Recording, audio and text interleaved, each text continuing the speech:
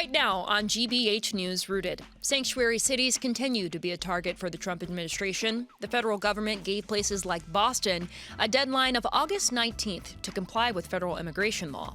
This was Mayor Wu's response to U.S. Attorney General Pam Bondi. The U.S. Attorney General asked for a response by today. So here it is.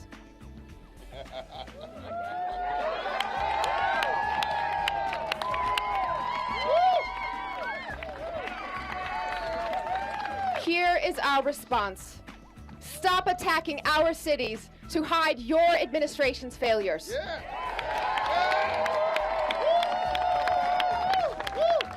Unlike the Trump administration, Boston follows the law. And Boston will not back down from who we are and what we stand for. The mayor says the city will not back down from its sanctuary status. But what does that mean for immigrants seeking safety and citizenship? I'm Paris Alston, and tonight on GBH News Rooted, we are joined by Boston City Council President Ruthzee Louijeune to discuss this issue. Welcome, Councilor. Thanks so much for being here. Thank you, Paris. Very happy to be here. So I want to set the stage a little bit because so often in our national conversation about immigration, the focus and what we think about is Latino immigrants. Right? But we know there are a lot of nuances to the immigrant community. And how do those play out for Black immigrants in the city? Well, it's the same thing when we say when others catch a cold, we catch pneumonia. Things are they're bad for all of our immigrant communities. But I don't think we've seen anything like the racial animus that President Trump has displayed for Black immigrants, particularly Haitian immigrants, before. But what we have seen before is racial animus. What we have seen before is racism and discrimination against Black people. And we see him and his administration over the years, from his first term to now, transferring that racial animus towards Black immigrants, towards Haitian immigrants, towards Nigerian immigrants, towards a number of people who come here seeking shelter from harm, from political harm, from violence, from women who are fleeing violence. So it's really grave right now, the situation in immigrant communities and especially in Black immigrant communities. And just to put an exclamation point on that, according to the advocacy group Black Alliance for Just Immigration, 76% of Black immigrants are deported on criminal grounds. That's compared to 45% of all immigrants. So why do Black immigrants face different challenges here? I think, again, we are talking about the lack of access to systems that we see to be true for Black folks here in the country, all the more so in the legal process where they encounter racism, discrimination, may not be able to speak the language. And so there are great organizations like Baji working around the country to do the work of defending Black immigrants and of making immigration a racial justice issue. And we know that the animus that the president displays towards Black immigrants is also present in our systems.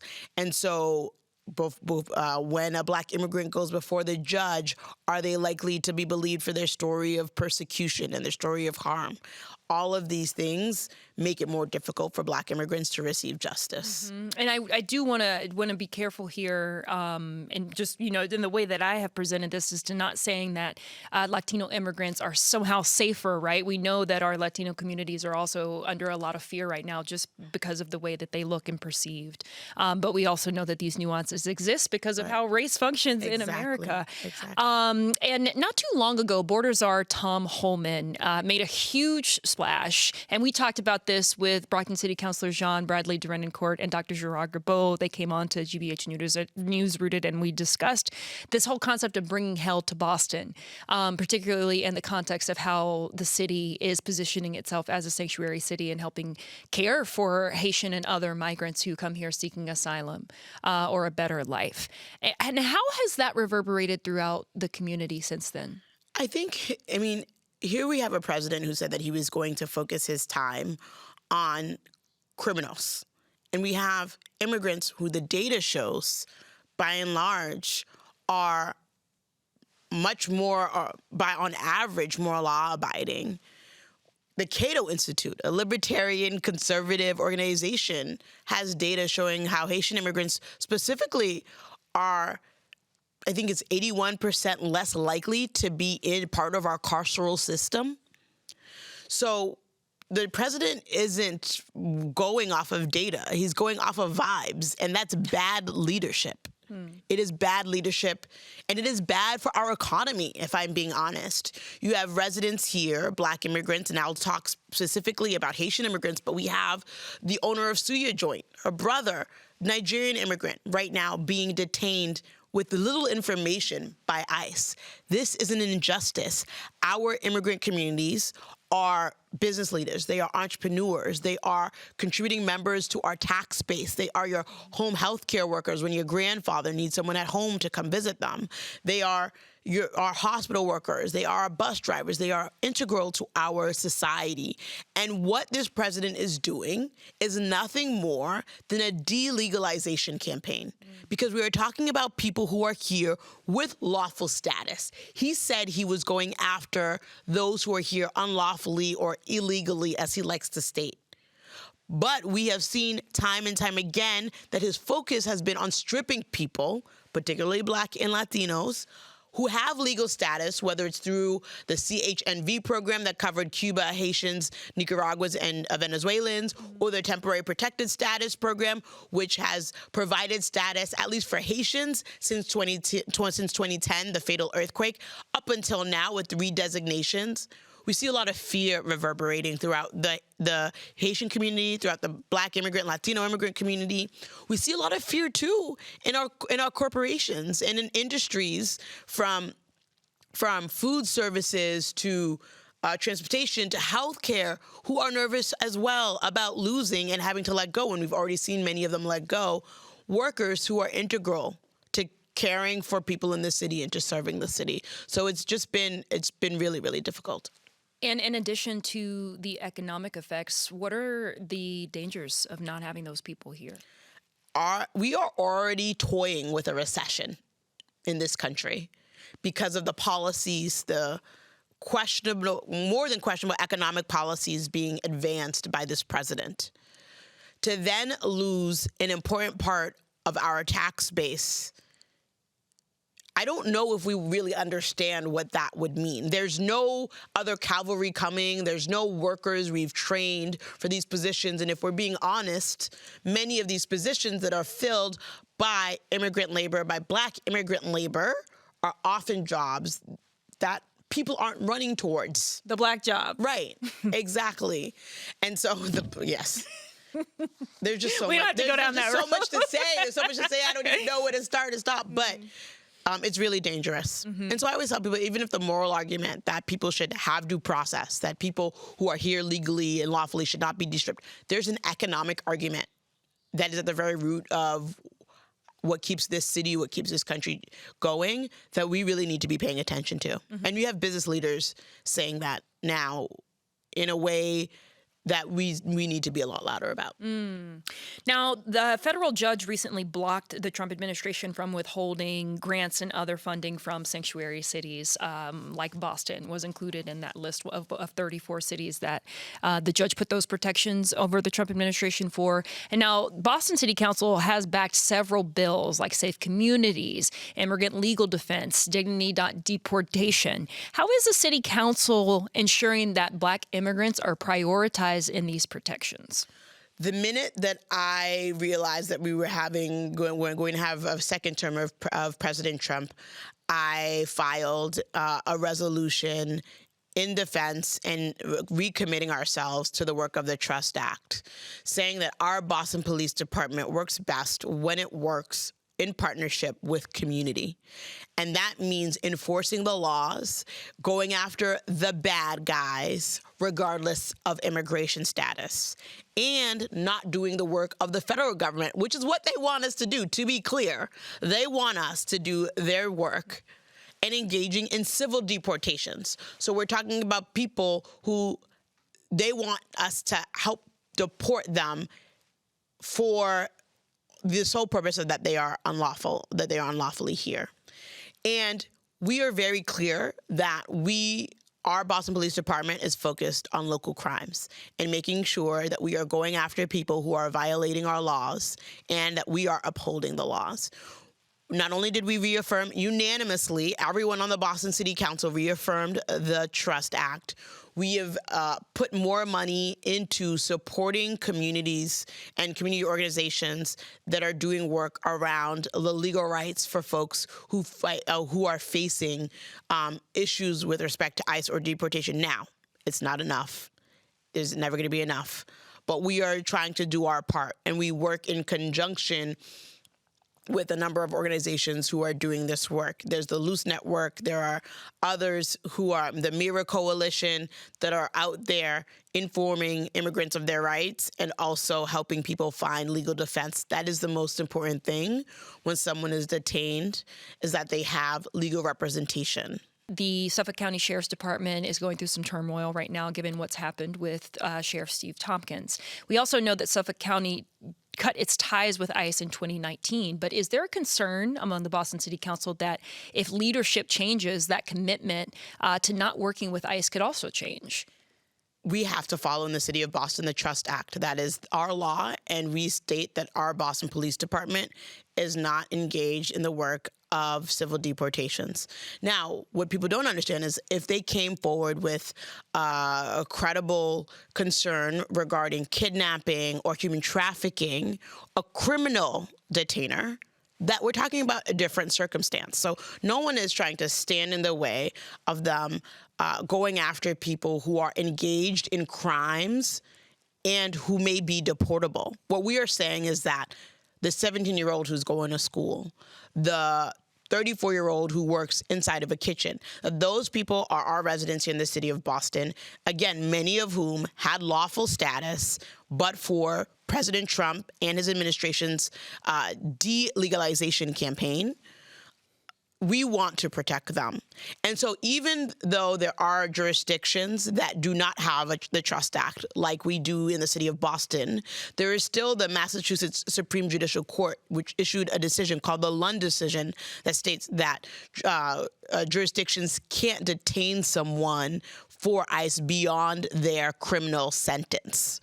And so there are protections, but like you stated earlier, we are trying to do more, and many are trying to do more on the statewide level to provide further assurances that jurisdictions aren't participating with ICE on civil deportations, or that we are doing what we can to provide legal assistance to those who are in need with the Legal Defense Act. I always tell people that we can walk and chew gum at the same time.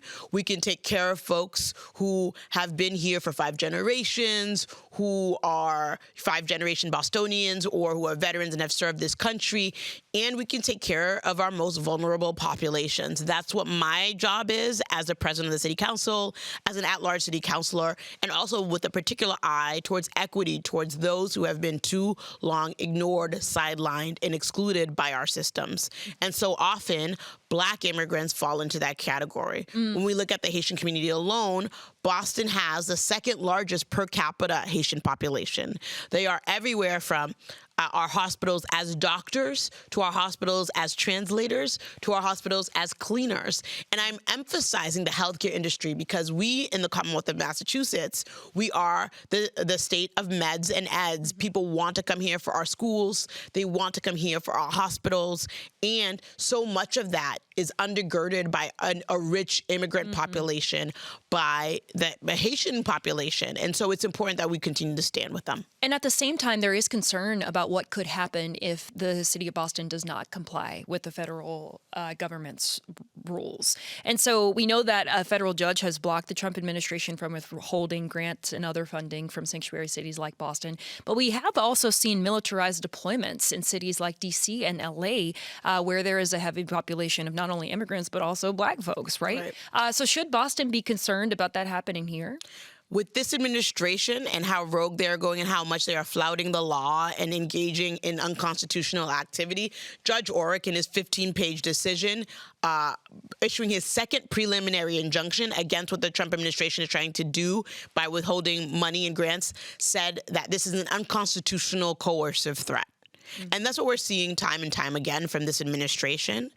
Boston, when you zoom out and you compare us to other major cities, we have been doing a pretty good job when it comes to community policing, when it comes to being a city where people feel generally safe. That doesn't mean that there aren't neighborhoods where we have a lot more work to do, right? One person dying is one person too many from gun violence. We have deep, deep gun violence issues in our country, even in the Commonwealth of Massachusetts, where we have pretty good gun safety laws. We have reason to be concerned. But they are looking for a distraction from their failure to really lead on the issues that matter most to the residents of this country. Why are my groceries so high? Why are the cost of eggs so high? Why is it so hard for my son, my daughter to buy a home in the neighborhood where we grew up? Why is it so hard for our kids to be trained on 21st century jobs? I'm so glad you raised that, because we know that Boston is an increasingly expensive city to live in, such that the housing crisis is pushing a lot of people out of Boston. This includes immigrants of color, right? So whereas the city used to be, and still is, a majority minority city, but those numbers are declining as people move into suburbs, places like Brockton or Randolph or elsewhere. Should Boston be concerned about if there isn't, with the sanctuary city status, maybe making it more of a target for the Trump administration? Should we be concerned about losing some of the richness that these immigrant communities bring into our city because people are going elsewhere? Absolutely. Even if you just look at Springfield, Ohio, right, when President Trump said those terrible things about people there, both the mayor of Springfield and the governor talked about how the Haitian population, the new Haitian population, came in and revitalized a dying American city. I lived in Youngstown, Ohio, for a year, and so many of our cities in America are struggling, and immigration helps to undergird, support, strengthen those cities. And that's what we saw in Springfield, Ohio. So yes, we have reason to be concerned if they're attacking our immigrant communities. We know that standing in unity, it makes a big deal. So, and I want to make it very clear that Boston, we are not antagonists. We're heads down trying to do our job, trying to make sure we are an inclusive, resilient city. We are a prosperous city. Like I stated, Boston for 12 years in a row have a AAA bond rating. Massachusetts has been ranked yet again the best state in the country for families. We're heads down doing the work. It's this administration that's coming in with all this distraction and nonsense, trying to win political points through xenophobia and racism against Black immigrants, against Latinos, because they can't address and refuse to address the everyday kitchen table economic issues that all Americans are facing, that Black Americans are facing, that immigrants are facing. So they want to instead focus on the lowest common denominator, focus on hate, rather than solving these issues. And we know that the Black community, whether we're talking about, African Americans who are brought here by force, or whether we're talking about Black immigrants, always get it worse. And that's why cross-racial, cross-class solidarity in these moments is important. That's why the city council is standing with the mayor, stating that we know who we are and our values will remain unchanged. It is important for people to hear that.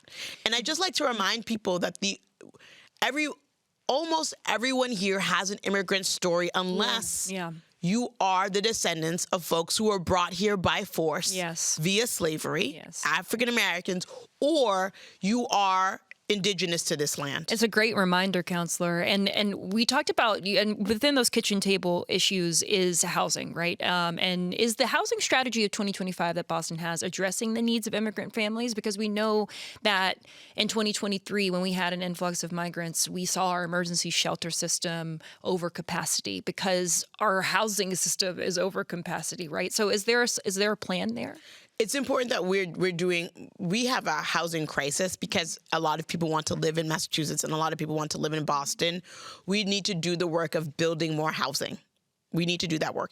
And in cities like Boston, we need to make sure that we're emphasizing the construction of affordable housing, both affordable home ownership opportunities. There was a meeting I was on just prior to this with the 31 acres and how do we make sure that we are building home ownership in the city of Boston, but also that focus on affordability, because we are increasingly losing our working class residents. We are increasingly losing our Black residents, and that includes our Black immigrant residents.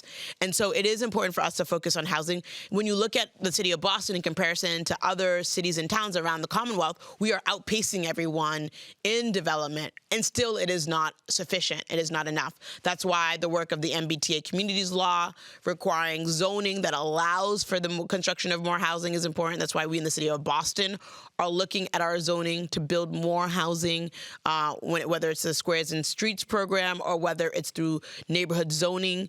It's also why I'm, working on legislation right now that would require us to build affordable housing, both rental and homeownership opportunities on for municipal buildings. So we have to there's no one solution to this very big problem. We are doing our part, and we need to do more of it. One last question for you here, Counselor. Briefly, obviously, Massachusetts is not necessarily a sanctuary state. So is there a point at which Boston could be contending with the state in its protections of immigrants here?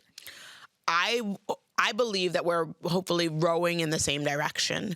We have the Trust Act, and again, there are circumstances under which if it's a criminal issue, if it's a criminal detainer, and there's a warrant, there's different methods, and that's outlined right in the Trust Act for cooperation. And I want to make sure that we continue to abide by the Trust Act locally. We continue to abide by the Lund decision statewide, which also limits jurisdictions, whether they have a Trust Act or not, from engaging in deportation work with the federal government. It's important that we remind everyone on what the focus should be, right? It's easy to score political points, sadly, in our country, because we have so much racial justice work left to do. We have so much contending to do with the story of our nation and this project of democracy. But that we let people understand that this is a distraction from the real economic issues that people face. Deporting someone is not going to make it easier for you to buy eggs. Well, that is Boston City Council President Ruthzee Louijeune helping us understand the fight to protect immigrants in the wake of federal pressure. Counselor, thank you so much for being here. Thanks for having me, Paris.